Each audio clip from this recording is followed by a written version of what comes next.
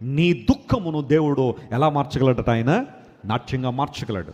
ఈరోజు నీ దుఃఖానికి కారణం ఏంటి? నీ ఏడుపు కారణం ఏంటి? ఒక ఒంటరితనమా? ఎవరైనా నీకు బాగా కావాల్సిన వాళ్ళు దూరం అయిపోయారా? నీకు బాగా కావాల్సిన వాళ్ళ కుటుంబ సభ్యులే కావచ్చు, స్నేహితులే కావచ్చు, బంధువులే కావచ్చు. వీళ్ళు లేకపోతే నేను ఉండలేను అనుకున్న వాళ్ళు కూడా బహుశా నీ గుడ్ బై చెప్పేసి వెళ్ళిపోయారా? ఆ సందర్భంలో బహుశా నీ జీవితంలో దుఃఖం, వేదన ఉండొచ్చేమో.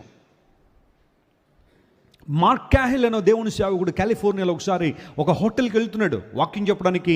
ఒక క్రూసైడ్లో వాకింగ్ చెప్పడానికి వెళ్తున్నప్పుడు అతనికి అకామిడేషన్ ఇచ్చారు ఒక హోటల్లో. లోపలికి వెళ్తుంటే ఆ గేట్ దగ్గర ఉండే ఆ గేట్ కీపర్ ఒక యంగ్స్టర్ చాలా విచారంతో ఉన్నట్టు కనబడ్డాడు.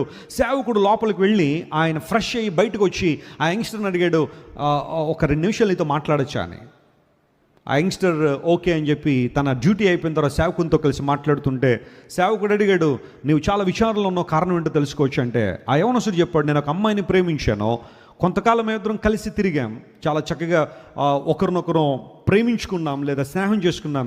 ఆల్ ఆఫ్ ఏ సడన్గా అమ్మాయి నన్ను వదిలిపెట్టి వెళ్ళిపోయింది.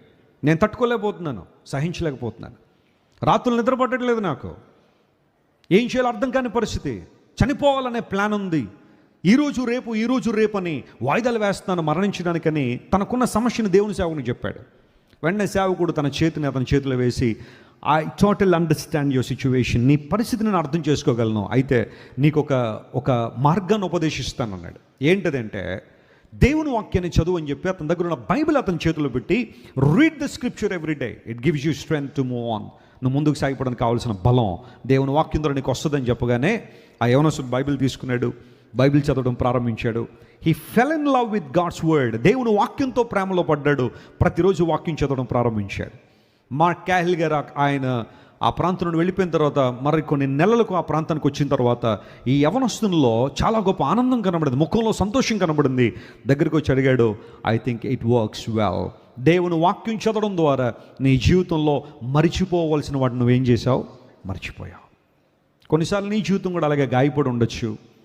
యవన కాలంలోకి వచ్చిన తర్వాత ఏదో రకమైన పరిస్థితుల్లో ఎవరినో ప్రేమించో లేకపోతే ఎవరితోనో స్నేహం చేసి అబ్రప్ట్గా స్నేహం లేదా ప్రేమ ముగించబడినప్పుడు నిద్ర పట్టలేని పరిస్థితుల్లో బహుశా నీ జీవితంలో ఉండొచ్చేమో.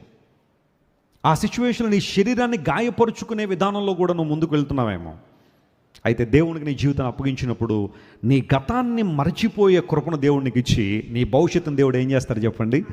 అందంగా మార్చగలడు ఆయన. డోంట్ వరీ అబౌట్ సౌలు గురించి దుఃఖపడద్దు. సౌలు గురించి నువ్వు ఆడవలసిన అవసరం లేదు సమయంలో.